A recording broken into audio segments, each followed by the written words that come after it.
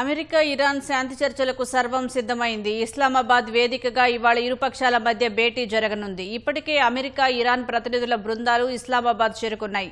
America బృందానికి ఆ దేశ ఉపాధ్యక్షుడు జేడీ వాన్స్ నేతృత్వం వహిస్తూ ఉండగా, ఇరాన్ బృందానికి ఆ దేశ పార్లమెంట్ స్పీకర్ మహమ్మద్ బగేర్ నాయకత్వం వహిస్తున్నారు. ఈ చర్చల్లో ప్రధానంగా 2 డిమాండ్లు నెరవేర్చాలని ఇరాన్ షరతు విధించింది.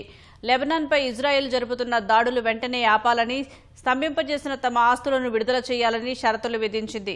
అటు శాంతి చర్చలు విఫలమైతే పరిణామాలు తీవ్రంగా ఉంటాయని ఇప్పటికే అమెరికా అధ్యక్షుడు డొనాల్డ్ ట్రంప్ హెచ్చరించారు.